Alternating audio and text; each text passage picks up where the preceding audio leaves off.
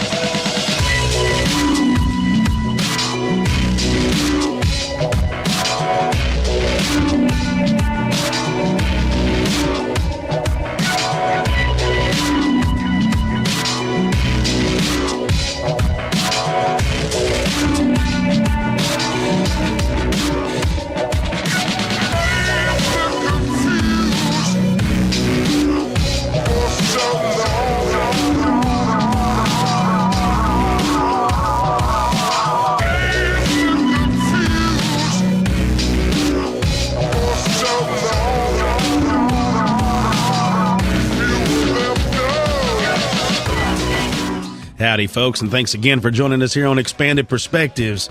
Y'all are all family. You know how we do this, baby. I'm Cam. Over here is Kyle. How's it going? And we are going to have some fun today. We've got some really fun stories. We're going to be discussing some gnomes, little gnome encounters, and then we're going to get into the creepy and the strange. We're going to be talking about some Dogman, some listener encounters that's actually happened with the Dogman. But before we get into that right quick, Philly, how you been? I've been good, man. We the snow just started thawing away, and we actually had our first practice baseball game of the season. How'd the boys do? So glad they did good. We won. I'm glad that baseball's finally back. I'm tired of all this cold weather. Ready to get out and get moving around. Yeah, I'm ready for some baseball. That's good times. Well, enough of that. And we try to get down to it, folks, and we know everybody appreciates it. We get in here, we BS a little bit, but we're going to jump down to it. But we got some interesting stuff to talk about. Kyle and I have been talking off air quite a bit about these sky sounds, and we've been kicking around all kinds of ideas about it. We should have been recorded the whole time we've been in here talking about it, but we didn't do it. We could have just added it, but usually it's because there's slightly more profanity than what goes on the show, and it's just right. Me and Kyle yelling about it. But go ahead and let everybody know what we're talking about. Well, you know, these sky sounds, these have been reported all over the world, and it seems to be increasing in the amount of times that it's happening from all over. And you can go to YouTube and you can search. There's hundreds of them. It's the trumpets to the end of the world, Well, baby. That's what they're claiming. Now, this news story comes to us from Cryptozoology News, you know, and it's about a Davenport resident records some mysterious atmospheric sounds. Now, Davenport is a small town in Iowa, and it says that most people in the state deal with their problems are basically usually from snow and ice accumulations and things like that. But lately, they've been hearing this mysterious atmospheric sound. Now, a computer science student named Matthew Nash, who's 28 years old, told Cryptozoology News on Wednesday that he was clearing out snow and ice by the sidewalk right in front of his house when he heard this strange audio phenomenon. He said, "I was outside salting the sidewalk, and then a loud noise started, and it increased in intensity as I stepped out on my balcony." Now, the student grabbed his cell phone, and then he began to capture this noise. He then made a 2-minute-long YouTube video in which the puzzling harmonics can be heard.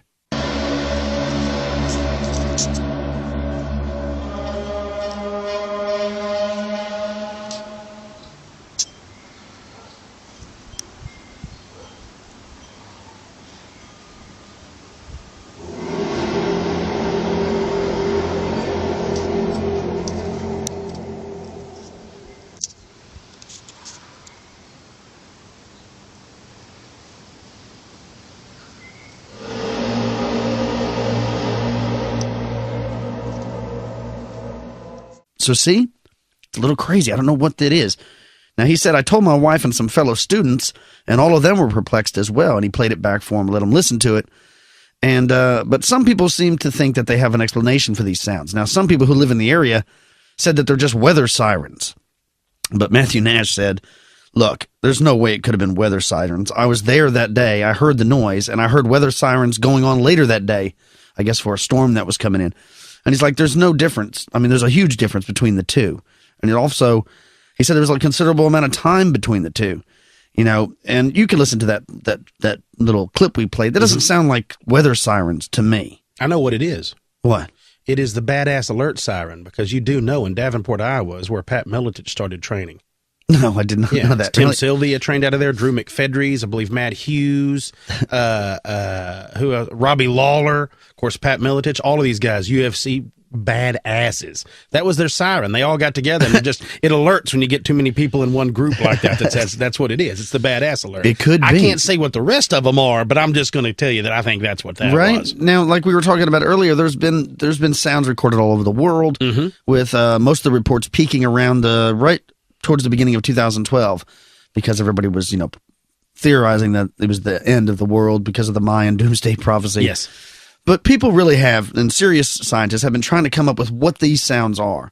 Now, some people think that they're natural phenomenon, natural causes by earthquakes, also weather phenomenon. Some people think it's hydraulic fracturing or fracking, like fracking wells. But, Matthew Nash says that there's no fracking operations anywhere near Davenport. And he said there is a military base nearby, but he still doesn't think it was either one of those. Now, I have a couple other sounds that I'm going to play here because they kind of sound similar to what Matthew recorded. Now, this one comes from Allen, Texas, which is not very far from here. It's a suburb just north of Dallas. And let's listen to that.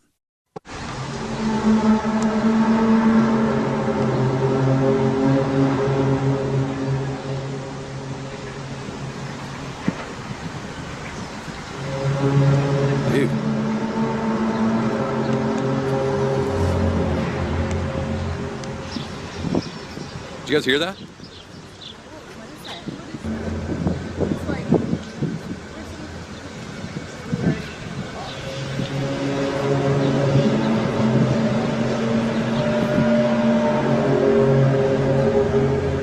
It's weird. I've never heard anything like that before.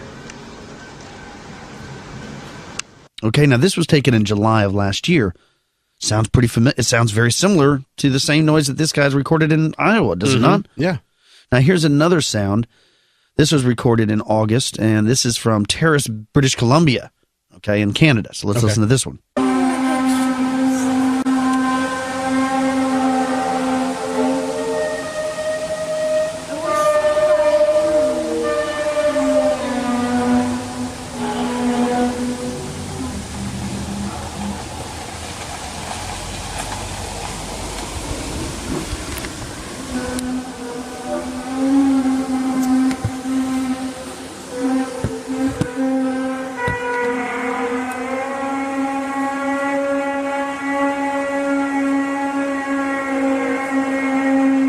Now, again, all three of those different parts of the world sound pretty similar. They do. They do sound strangely similar, enough that it's a little unnerving. I mean, right? Now, what is this thing? I still think it has to do with something like we've discussed. Maybe it's a little harp action. Maybe it's them messing around with some stuff. Now, I will say this. I have been on jobs where there's been heavy equipment working, and there's lots of times where there'll be heavy equipment like, let's say you got a backhoe and you're digging in the street. Well, lots of times that asphalt is extremely hard. And as the teeth are dragging across that asphalt and that bucket is bouncing, it's almost like there's harmony to it. There's almost like harmonics, let me say that. And it reverberates off the walls and off down the alleys in a town or a city. And you can literally hear that blocks and blocks away. Oh, really? That exact sound. It will carry a long ways. And it's really strange because I've showed up to the job sites and been discussing it with people, and then we'll have the police come because there'll be people talking about it that is literally halfway across town is hearing this sound, but really? They don't know where it comes from. I did not know that. Yeah, they don't know where it comes from. So I've always wondered, is it some sort of construction that's going on that's causing this harmonic reverberation, and it just sounds or feels as if it's coming out of the sky? Because some of these sounds I hear do remind me a lot of that construction sound. Well, that could very well explain it, especially if you're not, like you said, you don't know what's going on. Yeah. You're like, man, what is that? And it will cause a panic, because if you hear that sound and it sounds like it's close, but yet there's nothing around you, I mean, I can only imagine being, like we said, out in the woods in a rural setting, and then that sound is still reverberating out there. Somebody's working in a rock quarry somewhere, and that scraping sound is reverberating just right. Maybe there's enough moisture in the air, some low-hanging clouds. It's bouncing off the clouds and coming back in. And you're like, I'm out in the middle of the woods, and then this sound is coming from, like, it feels like it's coming directly from that cloud above me. You will panic. Well, that's what people think it is. Some people say it's the end of the world. It's the trumpets of the end of the world because the Bible mentions, you're going to hear trumpets towards the end. But a lot of people think it's this HAARP. Now, if you're not familiar with HAARP, it's just an acronym, HAARP, which stands for High Frequency Active Auroral Research Program. And it's a... Say that fast 3 times. Right? It's a DARPA creation. It's up in Alaska. No! And it's a huge antenna array. And some people theorize that they're using it to control weather and things like that. There's a whole... I mean, we could go into a 2-hour show just on HAARP. But I don't know if that's what it is or not, or if it's just, like you're saying, heavy machinery. Yeah. Anyways, pretty interesting story. Well, I got something that's pretty cool for you, brothers. We're always talking about a little history, whatnot. There is an Italian mineralogist named Vincenzo de Michele.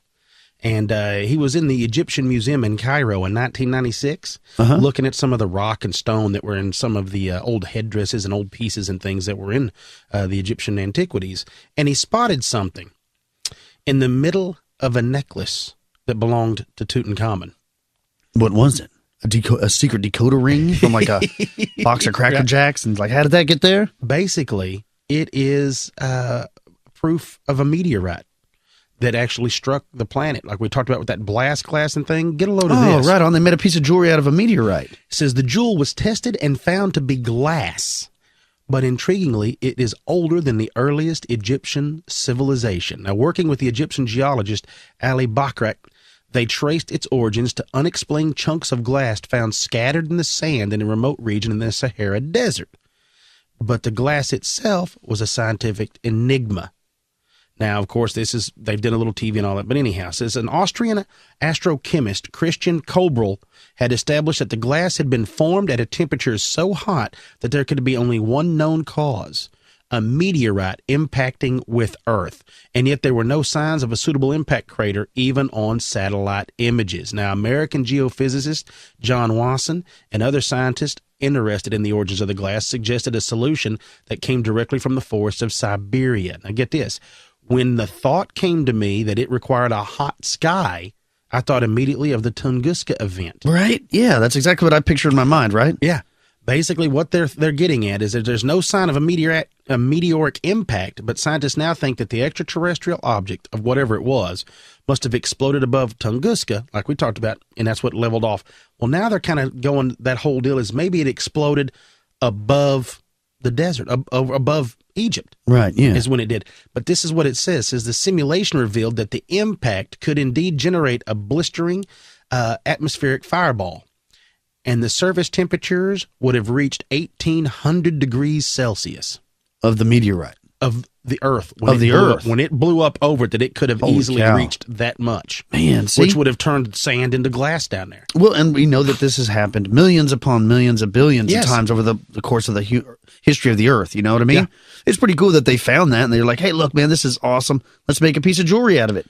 There are photographs of Barakat holding up these chunks of blast glass that they call it desert glass. Yeah, I'm looking at it right here. You see how big that piece is? That's amazing. It is unbelievable, isn't it? Yeah. And what's funny to me is if I was over there in Africa, in Egypt, and you see that, you would think it was a rock. You would have no idea that if you knocked that off on the outside and polished it up, it's the beautiful yellow jewel that was carved into a scarab that's in Tutankhamun's necklace. Yeah, you would have no idea. You see that, you're like, oh, so that's just it. Now they know that it may have not struck, but it blew up over there. So if that's what it was, we were legitly in a shooting gallery. So we still are. And if they were any civilization and that blew up over a village, if that blew up over New York right now, and imagine what everybody's dead. It destroys everything. Yeah. So, like that, what is it? Charlton Heston says at the beginning of Armageddon, it's happened before and it will happen again. Yeah, yeah, that's pretty cool. Did you see this? Speaking of ancient history.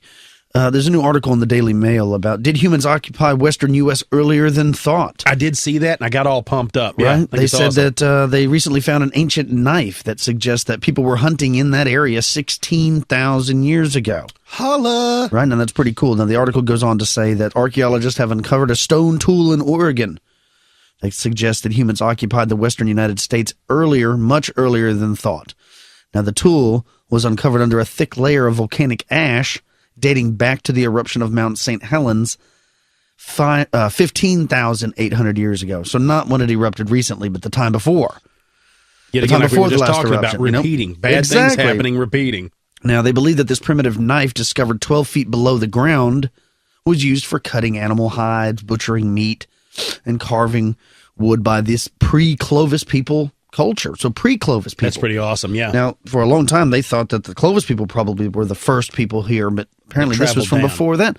Now, Donald Grayson, who's a professor of archaeology at the University of Washington, states that the scientific community will be skeptical until more tests are done. They said no one is going to believe until it is shown that there was no break in the ash layer, that the artifact could not have worked its way from higher up and then worked its way down. But he said they're going to continue to do studies on this thing, and they're going to try to prove that it's pre-Clovis. Now, that is so cool, man. Most scientists accept the idea that the Clovis group of Indians were some of the earliest of this time. Now, if the date of this rim rock knife holds up, that means that these people at this site were around 1,500 years earlier than what they think of now, which would be right during the end of the Pleistocene era. There would have been mastodons at that time, mammoths, camels, horses. The woolly rhinos. All that stuff would have been around. Sloths. So what you're finding is, man, more and more stuff. Now, they do say that they're, now that they found this, that they're going to be going back this coming summer, and they're going to be doing a lot more excavating in that area. Who knows what they might find? They might find a whole... Might lead you to more stuff. Civilization there. I mean, it'd be Things pretty cool. seem to keep getting older and older I love it. and older. I love it. Well, with you saying that, and I know there's a lot of people have seen this, and I can't go without addressing it. I know there's a lot of other shows, a lot of people have talked about it. I can't go without addressing this, is the fact that they believe they have found the lost city, the White City, or the city of the monkey god in Honduras. Right? I'd always think of Indiana Jones. I do. The minute I saw this, I was so pumped up. I couldn't. I mean, I wanted to just. I want to be part of this. It's one of those things. I want to be part of this. For those of you that aren't aware of what's going on, there was Douglas Preston actually wrote this for National Geographic. You can also go to Ancient Origins and check it out. They do. Miss Holloway, April Holloway, does a great article on it also. Basically, what ended up happening is this. 2 years ago, there was an aerial search of dense jungle. Now, the reason they're doing an aerial search is because this kind of started back in the 20s. And she says, of course, in 1927, there was a pilot named Charles Lindbergh, and he reported seeing monuments that he said was constructed out of white stone while he was flying over eastern Honduras. Now, that wasn't the only one. There were several adventurers back in the 30s that went off into the jungles in there and claimed to have come back with things and would come back with these different artifacts. And the one fellow that had returned with a lot of this stuff named Theodore Morday, he said that he had found this city and that there was a giant statue of a monkey god that was buried there. He never would tell anybody where it was at. He claims because he didn't want it to be looted, but he probably just, was wanting to be a little, mine, covet the thing, which you can't blame him. But he ended up passing away before he ever revealed where it was all at. So you fast forward all these years to 2 years ago. They were doing some aerial search, basically flying over with the radar and things like that, and they went to looking part of this in this one specific part of Honduras because of local legend. Well, they ended up finding what they thought was miles of man-made features. Well, turns out they was right. Turns out these were man-made features. They sent an expedition in there into the jungle, and that's pretty much what they found. Now, archaeologists surveyed and mapped, get this, extensive plazas, earthworks, mounds, and, like we've been talking about, it's always been debatable, but they found an earthen pyramid in there that's belonged to a culture that they say thrived 1,000 years ago and then vanished. And it's so little is known about it that this culture has no name. They don't even know what they're going to call it. They haven't been able to link it to anything, and also they haven't really been able to study it the way they want to. Now, the team, which they returned from the site this past Wednesday, had discovered a cache of stone sculptures that had laid untouched since the city was abandoned. Now, they say, in contrast to the nearby Maya in that area, that this vanished culture has been scarcely studied and is virtually unknown. That's crazy. Now, here's a cool thing. Christopher Fisher, now he's a Mesoamerican archaeologist, and he's part of the team. Now, he's from Colorado State University. He said that the pristine, unlooted condition of the site is incredibly rare, and that they have found all kinds of these offerings at this one little pyramid structure. And he said that it's a powerful ritual display because he knows that it had to be something of wealth. These objects meant something to somebody, and they left them there. But apparently that they found 52 artifacts sticking up out of the ground even. And some are decorated vessels with snakes, zoomorphic figures, vultures, ceremonial seats. There's even a carving of a were-jaguar that they believe depicts a shaman in transformation from spirit state. See, now what is that? No clue, but I am so freaked out. But here's the thing. They came back. They didn't bring anything back. They took pictures, took measurements. They didn't tell anybody. They did nothing. They just come back. They're getting all their stuff together. Then they're going to go back and put it in lockdown. So they went to make sure it was right. When they found out that it was right, they're like, perfect. We're going to go back and take this thing. They better before people start looting. Right. So this is going to be an ongoing subject that we'll probably be really keeping an eye on. That's awesome, folks. We're going to take a break here, but stick with us after the break. We're going to get into some stories about gnomes and dogmen sightings. You're listening to Expanded Perspectives.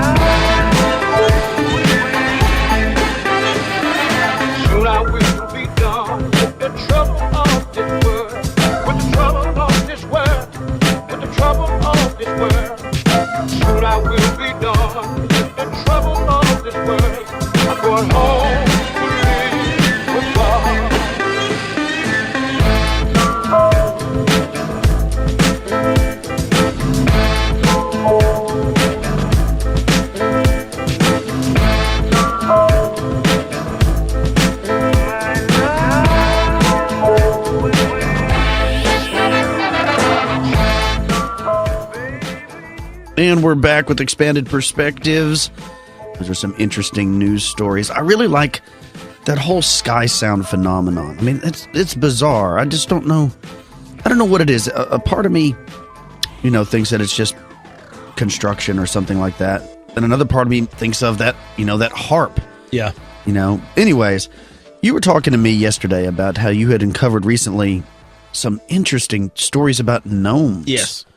And people and listeners of the show for a long time know your deep love for fae folk and fairy stories. Mm-hmm. And I too. I mean, I have to admit they're pretty intriguing, when it comes to duendes, elves, whatever these things are. And I love the stories because some of them, I mean, it's just like what you see on TV or cartoons. I mean, they have like a little cap on, a little pipe, a little beard. I mean, strange. It is bizarre. So tell us what you found out. Well, I guess kind of what got me down. It's been several episodes ago. Good friend of the show, Mr. Jason Smith, had sent us some information on duendes, where they had an encounter with some in Colorado, and then one of the fellas that he worked with had an encounter with some in South Texas. And I had found another duende story that took place in South Texas, much like the story that they had told about them coming into a home and all this, but this wasn't like a home being built or remodeled. It was just they had spotted these duendes. And I don't know, I just the duende thing, and it's the same thing all the time. Snowballs, I get to reading something, boom, it snowballs. So I got to looking more and more into these gnome stories, and some of them aren't. Some of them are mischievous, and that seems to be like the most thing is like they're having fun, and it's like the minute you see them, it's when they go, oh, now I can mess with you. Now right. I'm gonna kind of fast you, and I'm gonna give you a little story. This actually happened in March of 2003 in Houston, Texas. This happened in Texas? Yeah. It says the witness noticed his dog chasing something in the yard. Thinking it was a cat, he went out to investigate and yell at his dog. Now, before we go any further, we have had the story before of the dogs chasing one and it got caught. And then, and it was carrying. But it says, But when he got there, he saw a 1-foot-tall figure wearing red clothing, something resembling a clown suit without the big shoes and nose. He wore a pointy red hat and had a white beard. The witness called his dog over to him. He pulled him inside and closed the door, then looked out the window to see the figure eating bird seed in the yard. As he looked out, the gnome-like figure looked straight at him. It seemed to become afraid and hid behind the porch. The witness called out, and the small figure peeked over the porch at him and smiled and then disappeared.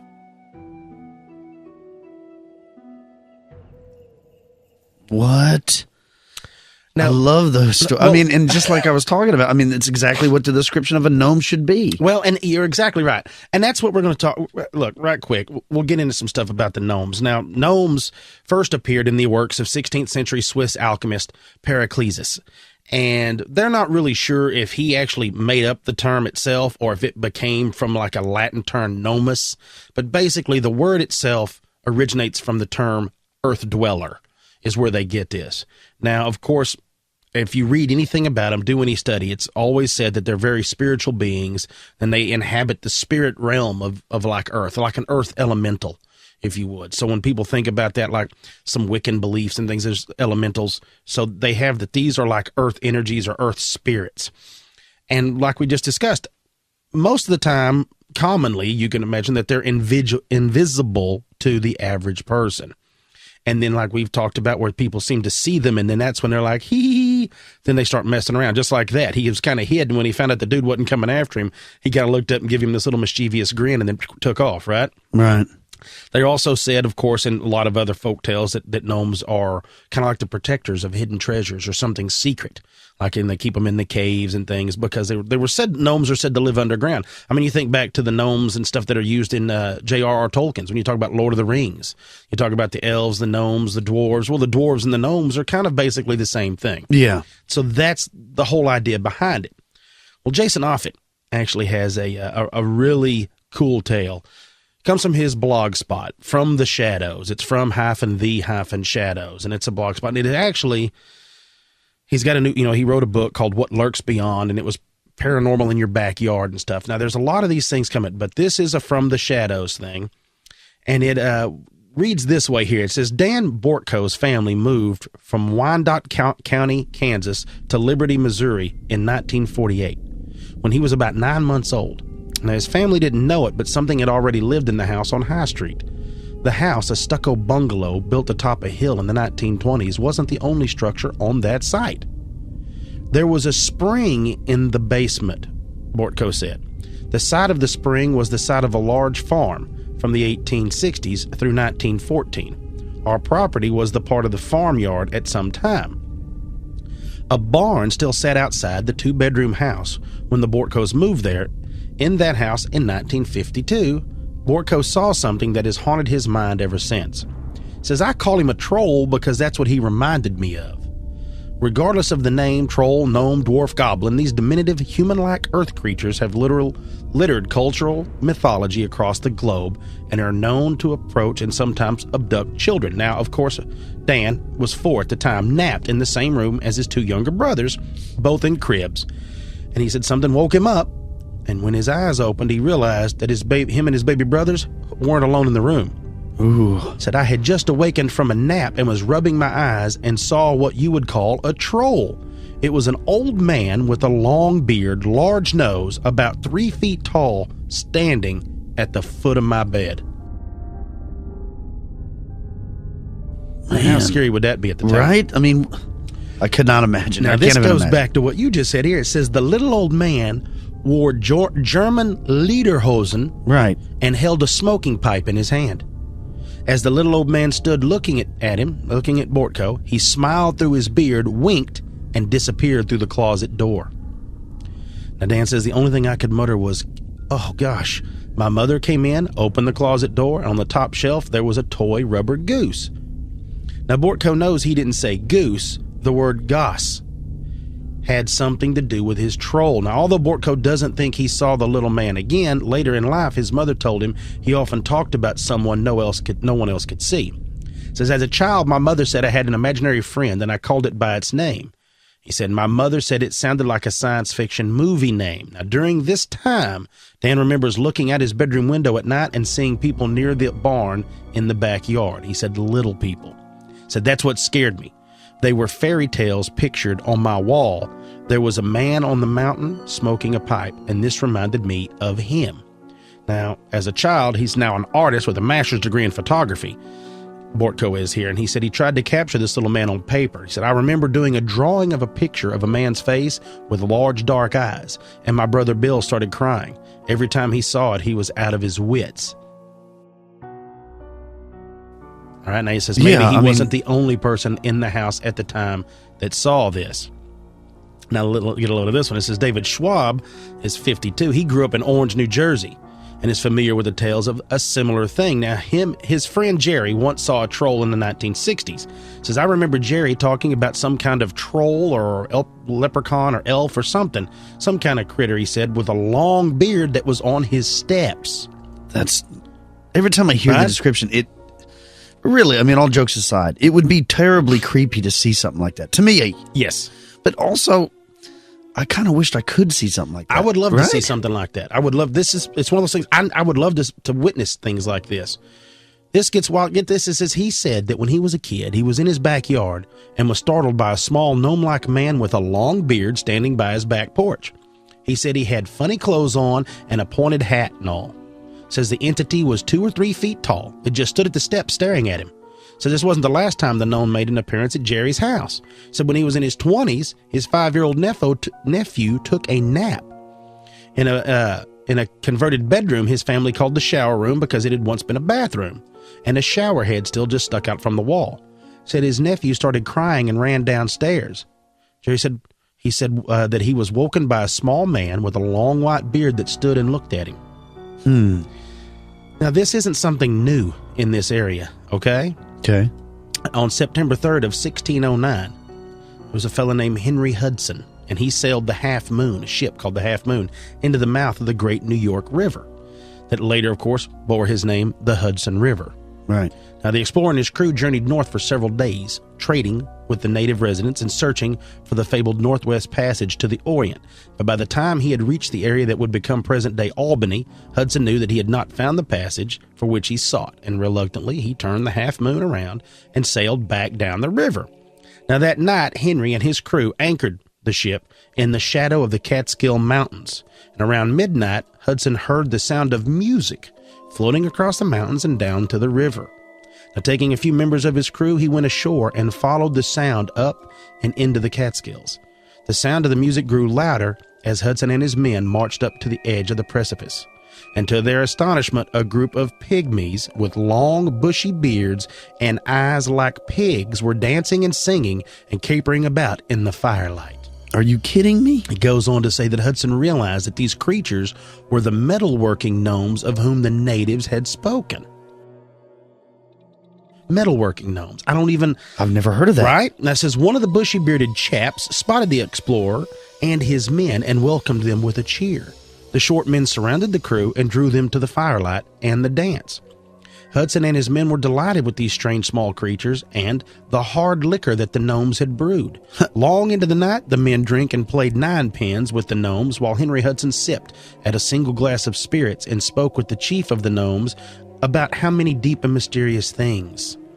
Now, realizing at last how late it was, Hudson looked around for his men, and at first he couldn't locate them.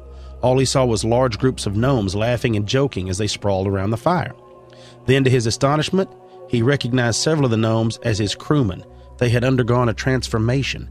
Their heads had swollen to twice their normal size, their eyes were small and pig-like, and their bodies had shortened until they were only a little taller than the gnomes themselves. His men had turned into gnomes? That's the way the story goes, yes. Now, it says, that's why if you're ever out in the woods... You don't take what the Fae give you. Don't be drinking and playing games with them. That's eating, you're not supposed to take any of that. No, you're right. Yeah. You're right. It says Hudson was alarmed and asked the chief of the gnomes for an explanation. It was the chief explained to Hudson the effect of the magical hard liquor the gnomes had brewed. It would wear off when the liquor did. Hudson wasn't sure he believed the little man and afraid of what else might happen to him and his crew if they continued to linger in such company. So they took off. So, of course, he grabs up his drunken buddies and they head back to the ship. Now, it says the entire crew slept till late in the morning.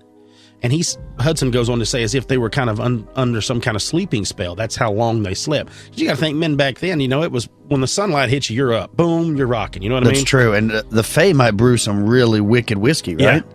He said that when they woke up, the men were back to normal but had horrible, horrible headaches. Now, of course, he continued back down the river, and by October 4th, he had reached the mouth of the Hudson, and his crew sailed for home. Now, in 1610, Hudson set off on another journey searching for the Northwest Passage to the Orient.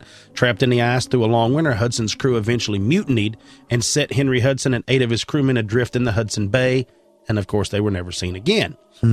Now, in September of 1629, 20 years to the day that Hudson and his crew met the Catskill Gnomes, a bright fire appeared on the precipice above the hollow, and dance music could be heard floating through the mountains. And the Catskill Gnomes spent the evening dancing and carousing and drinking their magic liquor.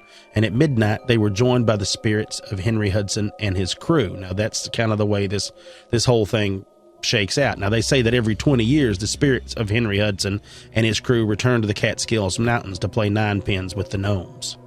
Now, what is nine pins? That's some kind of, I think, Just like a yard game? Just like a yard game. Like playing washers? Yeah. Now, of course, that right there it's from a book called Spooky New York, Tales of Hauntings, Strange Happenings, and Other Local Lore by S.E. Schlosser. Now, this isn't just here in the States. Over in the UK, it's happened in a place called the Wollington Park Incident. Now, this actually took place in 1979, October 29th, to be exact, in Nottingham, in a swampy area called Wallington Park. All right? Now, It says the witnesses were a small group of children aged 8 to 10, and the events took place in September of 79 at the park. It says they were in the park grounds at 8:30 p.m. when it was getting dark, but they were still a little light to see by. And in a swampy area in the trees, of course fenced off from the public, the children saw about 6 little men, about half as tall as themselves. Now, they had long white beards with red tips and wrinkled faces. They wore caps on their heads, described as being like old-fashioned nightcaps, which makes me think of the hats like the Seven Dwarfs wear. That's right, yeah. And they said naughty style with a bauble on the end. They also wore blue tops and yellow tights. For most of the 15 minutes that the children spent with them, the little men were in little cars. There were 30 cars with 2 men in each. The cars didn't have steering wheels, but a round thing with a handle to turn. There was no sound of engines, but they traveled fast and could jump over obstructions like logs. They were also seen up in trees, coming out of and returning to the holes. The children felt like they could only come out after dark. Now, despite the disbelief of their parents when they told them about the little men, the children were adamant that they were not making up stories. They also claimed to have seen the little people before, during the long summer holiday. Now, their headmaster interviewed and recorded them separately and soon after, and despite a few discrepancies in their accounts and differences on emphasis, the children's stories remained the same. That's crazy. But there was also other sightings. Now, over 6 years before these fairies or these little gnomes were seen, that were actually reported to the media, it was actually reported that there was a sighting, I think, 4 years ago, around 1940. And this woman says that one night she and her older sisters, all sleeping in one bedroom, awoke to hear a buzzing noise and looked out the window. They saw a little man in a tiny red car driving around in circles, and that he was about 18 inches tall, had a white beard and a droopy pointed hat. Right? It's mind-boggling, but I love these stories. I've even heard of a story where some children were playing outside, I believe in England, and they saw what looked like a miniature biplane. Yes, I remember flying, that one. And they said they could see it. There was a little man flying the plane. I remember that one too, yeah. What is that? I don't know. Well, here's one more for you. Okay. This comes from Rough River State Park in Kentucky, all right, from the summer of 2003. All right, now this was actually printed on paranormalabout.com. And some of it was actually printed in a Louisville, Kentucky newspaper a few days after it went down. Now, here's the original, all right? It says, June 24th of 2003 in mid-afternoon, the witness was on a weekend canoeing trip for rest and relaxation in a remote area of Rough River State Park. He was strangely queasy and anxious for some unknown reason. For some unknown reason, he felt like he had something to fear. Now, heeding these sensations, he was extremely cautious on the river, and after several miles, he paddled the canoe to the riverbank and tied it off on a tree. He got out to explore the area, and he said, looking 8 to 10 foot downstream, said he spotted what looked like the top of a gray clay jar sticking up out of the water. Said his first thoughts was maybe he had found some native artifacts there. Right. So he started down the bank on the creek there to get in some real slippery mud, of course, to get close to the jar. And he stopped just short of the water and very close to the old earthen pot. He said it was more like a clay crock. He soon realized that it probably wasn't very old. He poked at it and noticed that there were small handprints on it. What? Yeah. He thought it could have been a raccoon. Right. But then yeah. the more he looked, they looked like little human handprints about an inch wide. Said he tried to pry the thing loose using a stick, but suddenly heard a noise. He heard what sounded like children laughing in the distance. The sound was coming from downstream. Now, when he managed to pull the crock jar out of the mud, something let out a scream. It sounded like a little girl, very high-pitched and loud. Now, not knowing what to do, he grabbed the jar and began to scramble up the bank, like we would all do. You know, you got to, you kind of panic and you run. Looking back over his shoulder, he said he thought he saw something move along the creek. So he stopped, sat at the top of the bank for the moment, looking at the jar and trying to figure out these handprints. Now, after a few minutes, he set it down, and the little crock, he set it down and got up and walked along the creek, stopping every once in a while to peek into the bushes, look through, see if anybody was there. And at one point, he looked over the bank and noticed two little people standing about a foot tall. They had pale skins, little brown leather pants held up by suspenders, no shirts, and little pointy hats made of what looked like leather. They had leather foot coverings that went up past the ankle. Their hair was reddish in color, and their eyes were blue. Their hands were only about, you ready, an inch wide. They knew he was watching, but they continued their task of pulling some kind of wooded stump down the muddy creek bank with long leather ropes or strings. It says these little men were surprisingly clean for the work they were doing. He then heard a thump back where he first had gone in the creek. He looked back, and there were three more of the little men, exactly like the first two. They had pushed the crock jar back down the bank. They were all laughing, high-pitched laughter like a bunch of kids. He then heard a loud snap, and they were all gone. Said their footprints were plainly visible in the mud, but they were gone along with the crock jar and this wooded stump. They had all vanished in a split second.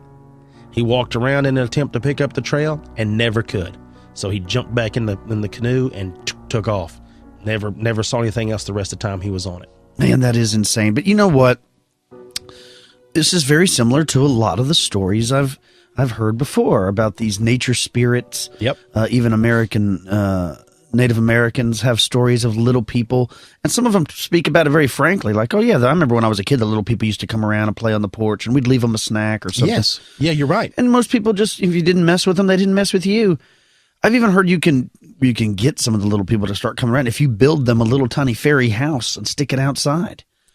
Yes. I mean, I've heard of people. I mean, even like a friend of the show, Mary Valdez, spoke one time about a woman had fairies, and they were doing mischief around the house. And if she built them a little fairy house, they would stop. And so the woman did, and the stuff stopped. Yeah. So much like any of the other stories we do on the show, there are absolutely some that are probably completely fabricated. Oh, I'm sure. Yeah. But there also are a ton that aren't fabricated, and these fae folk stories, they've been around for as long as time. I mean, I remember in a book I purchased about a year ago, Seeing Fairies. It's talking about this. It's about the lady Marjorie Johnson, and she was a secretary of the Fairy Investigation Society, which has been founded from like the 1800s, and it was a society dedicated to tracking and keeping track of all these fairy stories. Now, the book is called Seeing Fairies, and you can get it at Anomalist Books or Amazon.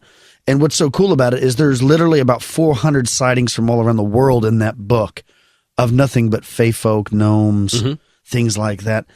And, in that book, not just the small cars or the small airplanes like we mentioned before, but people have told stories of seeing small, like, kitchen stoves, tiny sewing machines, tiny typewriters. I mean, it is really bizarre, strange and it's like, things. What is this?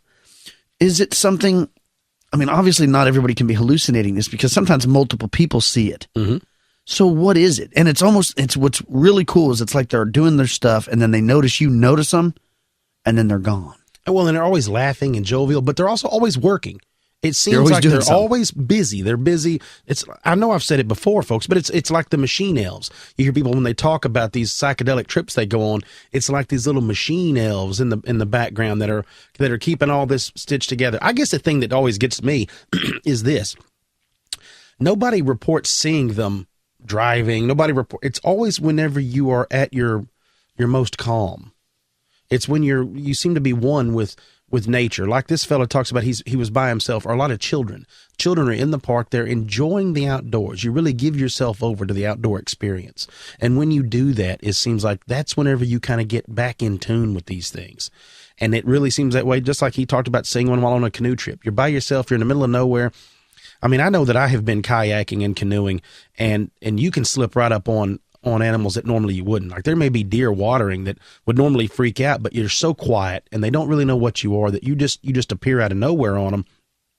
And maybe that has a lot to do with it. Maybe it's almost like you're getting into that tone. We've talked about it numerous times in the past, is you kind of get into that sequence, that frequency, and that's what allows you to kind of see through this veil and go, oh, those little suckers have always been here. I'm just now getting to see them. I know, right? It is really cool. If there's anybody out there listening that has had a duende encounter or a fairy or gnome or anything, please email the show, expandedperspectives@yahoo.com.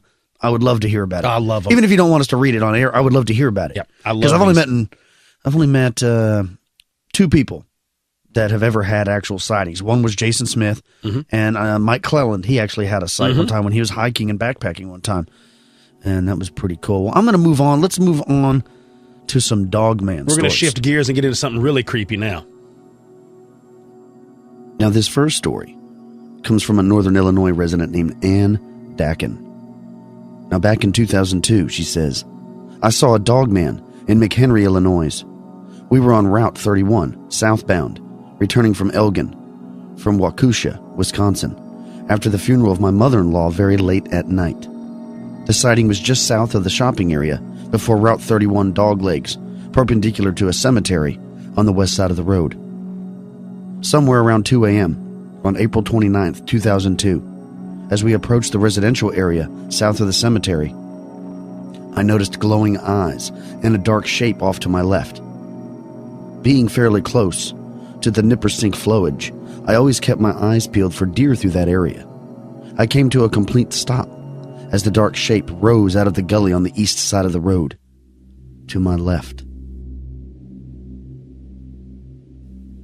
It went from all fours to 2 legs, and as it crossed in front of the headlights, almost as if it was annoyed by our presence, it turned and looked at our truck, menacingly, curling its lip briefly, as if in a snarling fashion. Then it finished crossing the road, and as it left the pavement, it returned to all fours, ran down into the gully, up on the other side, and loped into the cemetery, where it was too dark for me to follow its progress.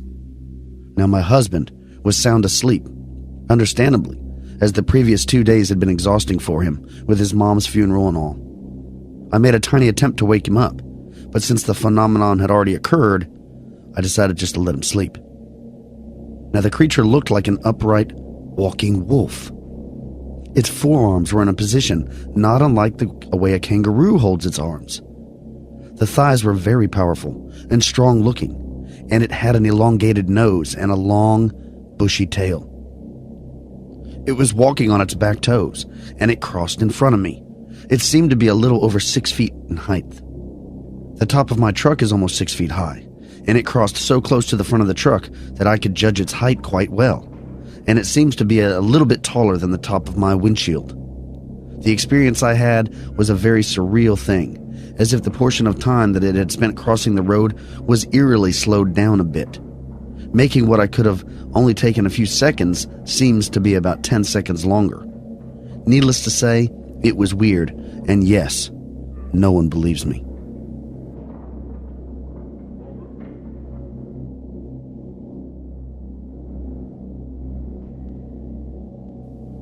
Now, Miss Dakin added in a later interview that its fur was medium gray, tipped with a reddish brown, and that it had an upright pointed ears with tufts at least a half-inch long.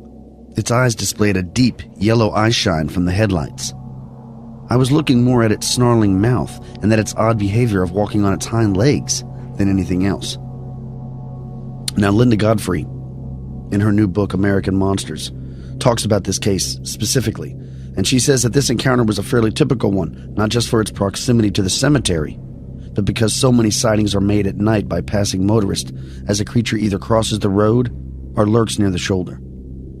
Its description is a good standard for the upright canine nationwide, although dark brown is probably more prevalent in color. The other features are similar. The long muzzle, forelimb position, the muscular thighs are all common characteristics. And finally, its behavior is classic, staring innocently at the eyewitness, snarling as it proceeds on its hind legs to wherever it's headed. All of those factors tend to ensure that encounters with man-wolves, as I often call them, in order to emphasize their upright stance while leaving out baggage that comes from the word werewolf, are engraved in the memories of most eyewitnesses. Many reports that I receive concern incidents only decades old, but the witnesses always say they remember their encounters as if they had just happened.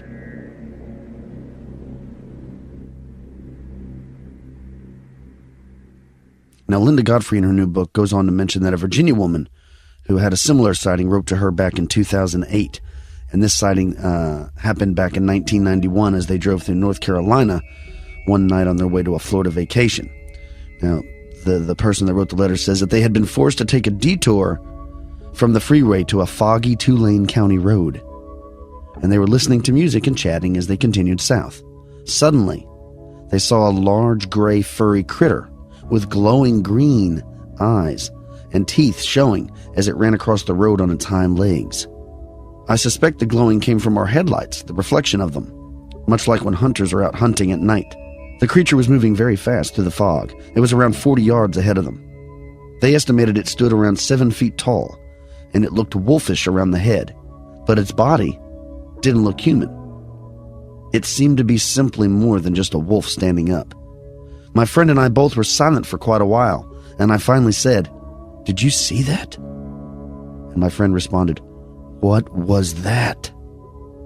I said it looked like a werewolf, and she agreed that it definitely looked like it could be one, although not really anything like some of the grotesque and distorted creatures you see in Hollywood. Just something, somehow, that looked like a cross between a dog or wolf and a human. It was really disturbing. We got the hell out of there and into the next truck stop diner that we could find, got back on the highway and drove straight to Florida without any more detours. Still talking about whatever that thing was. That memory creeps me out to this day.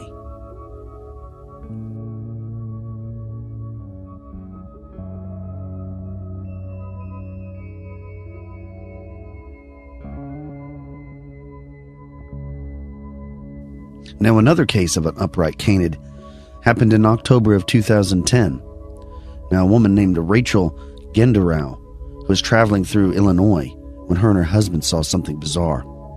She says, around 10:30 p.m. or so, my fiancé and I were traveling back home from Galena, Illinois. We were at least 8 miles out of Galena on a back road called Black Jack Road. When we got to a fairly curvy part in the road, this road is heavily wooded on both sides, and there are not many homes where we were at this time. We noticed a large figure running out of the woods ahead of us. When we got closer, as we were driving 50 miles per hour, we distinctly saw a 6 to 7 foot tall wolf running on its hind legs. It paused to look directly at us before leaping at a great speed off of the road and back into the woods. My fiancé and I just looked at each other in pure shock, and he asked if we should turn around and go look for it. I, however, was so frightened, I just wanted to get off that road quickly. We have never shared this story with anyone. And just a couple weeks ago, when another friend of ours shared their recent sighting with us, I decided to tell them ours. Now, she said that the creature was not only illuminated by their headlights, but by the bright moonlight. As it paused, it turned its head to stare at them. Its eyes displayed a bright white eye shine. I felt it was looking right through me, as if it knew me. Now, right after that, the creature resumed running across the road and leaped over a wire fence on the other side to disappear into the trees behind us. Rachel saw its legs clearly and said they were canine in structure and that it definitely had paws rather than hands and feet. She noticed that its body was dark gray fur and was a bit sparser on its chest than on the rest of its body, and that it had a long snout. Now, Rachel's fiance, Chris, wrote that without question, my girlfriend and I encountered this on our drive from Galena, Illinois to Savannah, Illinois at night on a rural road. It was standing on its back legs in the road. When we initially saw it, our brains couldn't quite process what it was fast enough. After we passed it, I could see it just staring at us from the rearview mirror. Our hearts were pounding, and we drove like hell. We know what we saw.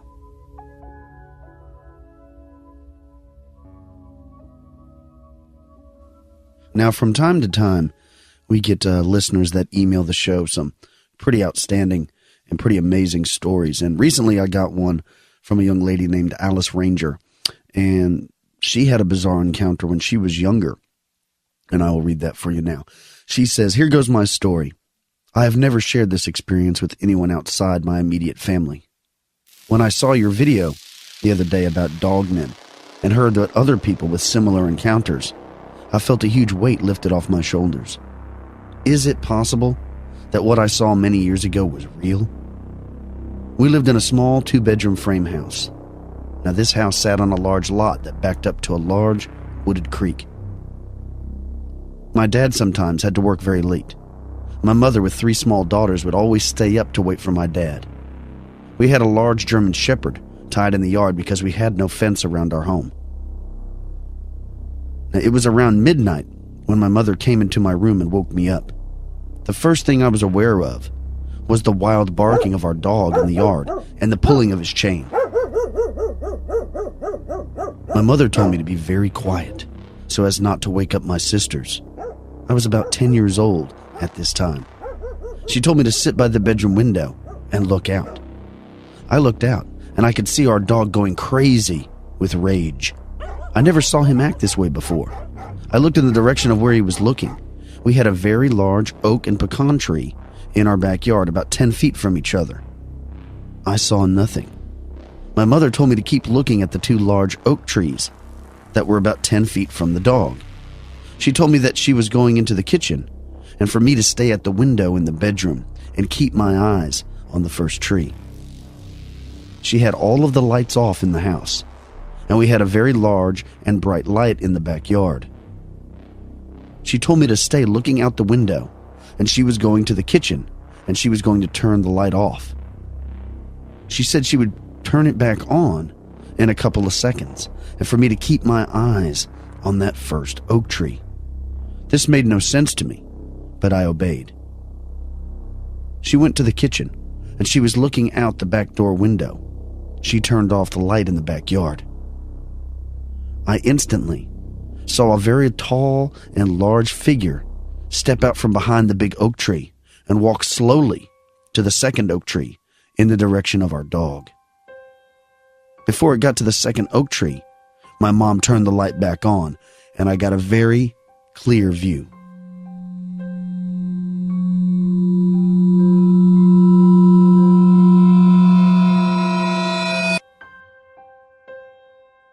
I know this sounds crazy, but this is what I saw.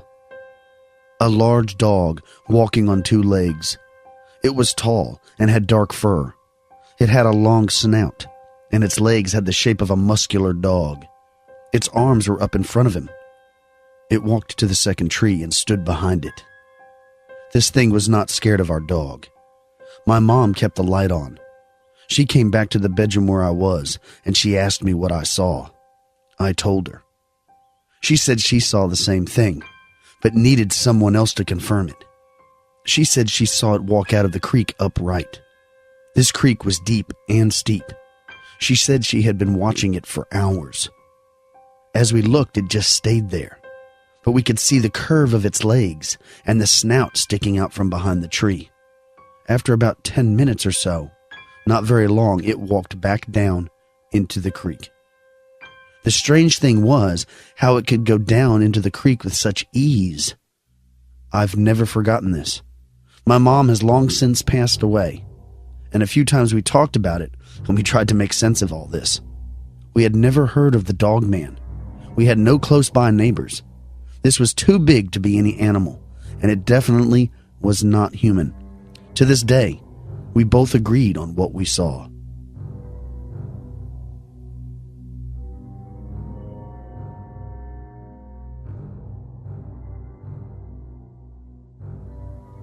So, I mean, what an incredible story. Yeah. Thanks. I mean, I don't even know what to say to that, but you know what I will say to this?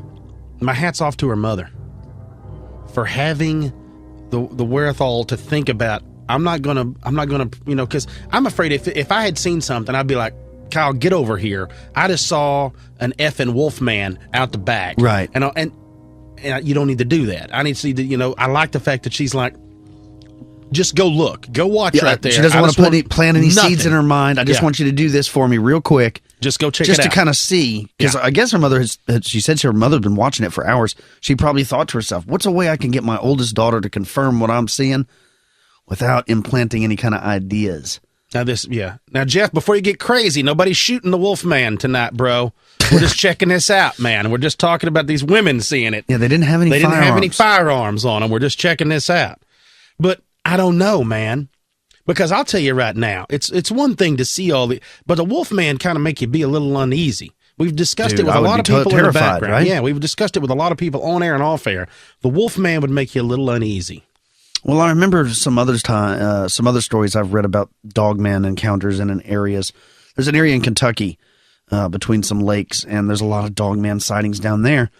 And, I mean, people even reported hearing them walk on their porches and stuff at night, clawing. I'll tell you what's funny to me, personally. This is terrifying. Why is it that it's easier for me to think about there being little bitty tiny people in the woods, or being a big giant hairy hominid monkey man in the woods, or even people flying with big leathery bat wing? Why can I picture that, but I can't picture like a werewolf, like an upright walking wolf? Why is that the one thing that's the jumping off point for people? Because you don't want to believe that there's a beast like monster like that out there, right? But I'm with you. People will believe in Sasquatch, they'll believe in extraterrestrials, they'll believe in whatever, but the moment you start talking about werewolves, they're like, nah, come on, that's made up. But, I mean, why not? Well, what I like the best about this listener, that story, is she had no idea that this was a phenomenon until she came across our show and heard us talking about dogmen. She's like, I've had this encounter when I was early in life. I had no idea what it was. I had nothing to explain it. I didn't know that this was the whole thing. And now because of our show, she's gone on the internet and started researching. She's found all kinds of things about dogmen. She's like, I had no idea that it was a phenomenon. It's got to make you feel good, too, because you got to start thinking you're losing your mind. I mean, a lot of people have talked about having encounters or sightings with things, and they think they're going crazy. And then you start finding there's more people out there. You're like, whew, I just thought I was the only one. Like I was losing grasp with reality. Yeah, well, she said her mother's passed away now. But to her dying day, her mother and her always confirmed they would talk about it from time to time. You remember that? Yes, I remember that. That's wild, man. I mean, it's fascinating. I'm jealous of anybody that has sightings of anything like that.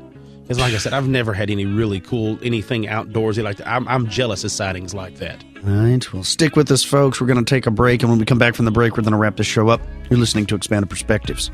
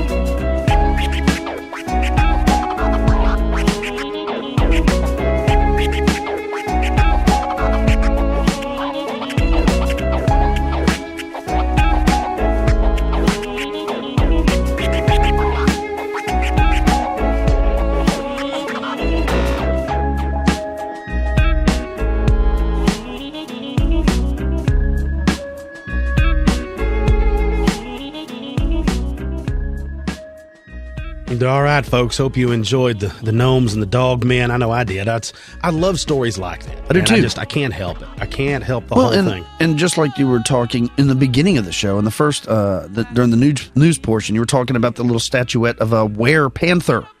Remember that? Mm-hmm. Yeah. So, what are these dogmen things? I mean, what if this werewolf, were-panther, this shape-shifting lycanthrope stories is it's not BS, and it's been something that's been going on for a long time. And even there in the jungle, they were seeing these upright walking panthers. I mean, who knows? Maybe, right? Maybe. It's crazy. Now, what was you telling me? We got a listener that had some good luck. Well, we wanted to give a shout out to a young man by the name of Charlie Firth, or Charlie Filthy Firth. Now, he's a boxer, and he just won his first title fight this last Friday. So congratulations to you, sir. We always support fighters. Me and Cam have been involved in martial arts at some stage or form throughout our lives, and we really appreciate it when people follow the show that are also fellow boxers and things like that. Congratulations, Charlie. Great job. We hope to hear from you soon. And, let us know about some more of your fights, man. Awesome. That's pretty cool, right? Yeah. So send us some pics or some video clip of it. I want to check that stuff out. Now, this fight took place on the Isle of Sheppey in the UK, which is just outside of London. Nice. Just a little while east of London. According to Google Maps. I've never been there. Yeah, for real. Well, I got to, we started doing some things where I want to talk about some feel-good stories and stuff like that. And this is kind of a synchronicity thing that a friend of mine sent this to me kind of out of the blue. And it kind of hit close to home because this Tuesday, the day after you folks are listening to this show 3 years ago, I lost my aunt due to breast cancer. Mm-hmm. And she had, struggled with it off and on and had beat it for a little while. And then, of course, it came back and she couldn't beat it this time. And so she ended up, like I said, 3 years ago, she passed away. And was really close to her. But anyhow, I got this sent to me, and I thought it was an interesting thing, is people doing stuff for people. It's a really cool thing. A fellow named Vinnie Myers. Folks, if you don't know anything about this, search this up. The Huffington Post did a good process on it. They also have done some shows. You can pull it all up. But basically, Vinnie Myers is a fella he's a tattoo artist. And he does roughly 2,000 nipple tattoos every year. He's the man. He is the man for doing it. That's his thing. Well, he's all sleeved up and everything like a normal tattoo artist. But what he does is for women that have full mastectomies and they want to have they have augmentations done to bring their breast back, and even some of them that don't, they just want to leave it, but they still feel like when you don't have nipples, they take it all. It's just skin. There's nothing there. He is actually known as one of the best around for tattooing to your skin tone, to everything, to bring back your nipple, to make you look like there's no difference again. So if somebody was to just see it out of the blue, you would not know. I mean, you'd have to get right up on it and go, oh, hell, that's a tattoo. That's cool. It is really cool. And one of the videos that I've watched on this thing, it really brings a lot of closure for these women. My aunt did not have that. She did not. She had the augmentation, but no nipples. And, she didn't, she was an older woman. She didn't care. Her and my uncle were married for 41 years when she passed away. So what did she care? He didn't care. She didn't care. But I could understand if you were, a lot of women have an issue with it. I could only imagine being a single woman and going through it. Right. And it would end up wearing on you. So it's just one of those things that I was like, you know what? I want to give this guy a little bit of a shout out, folks. If you know somebody, if you have a mom or a sister or a wife or girlfriend, anything that's gone through this and they're having this problem, search up Mr. Vinnie Myers, VINNIE MYERS. Search him up. This fella is awesome at it. He's a great guy too. So my hat's off to him. Thanks for doing what you do for humanity. Like I said, 2,000 a year, that's pretty good. Now I do remember in one of the interviews that he was talking about that he said he was tired of doing it because he wasn't being able to showcase his artistic talent. And when he decided he was going to be done doing it, he got a phone call that night from his sister that she'd been diagnosed. Synchronicity. Yep. So he was like, nope, I'll continue to do this. This is what I'm here to do. This helps. So I'll do it. So, man, thank you. That's pretty cool. Yeah. There's so many bad things in the news and so many bad things out there on TV and everybody's just, let's start focusing more on the good things. I agree. If you focus more on it, you can make it outweigh the bad. And I say that's what we start doing. Let's start finding some better stuff. Speaking of good things, if you like Expanded Perspectives, don't forget there's Expanded Perspectives Elite every Thursday. You son of a gun. That's right. I don't know how you do this. On the last episode, we were speaking about Friendship Island. That was pretty cool, pretty interesting. So if you want to listen to that, join the club. Just go to the website, expandedperspectives.com. Click on the link on the top right. Signing up's easy. And you can hear an additional show every Thursday. Now, certain months, there's actually 5 Thursdays, so we get 5 extra shows that month. If you have any cool stories like we mentioned earlier in the program, be sure to email us at expandedperspectives@yahoo.com. Also, if you enjoy the show, be sure to rate and review the show on iTunes. We really appreciate people's feedback, things like that. Everybody have a good week. Don't work too hard. For those elite members, we will speak to you on Thursday. For everybody else, we'll speak to you next Monday. Sounds great, folks. Y'all take care. Give somebody a hug. Tell somebody you love them. Have a good week, and we will catch y'all later. Peace.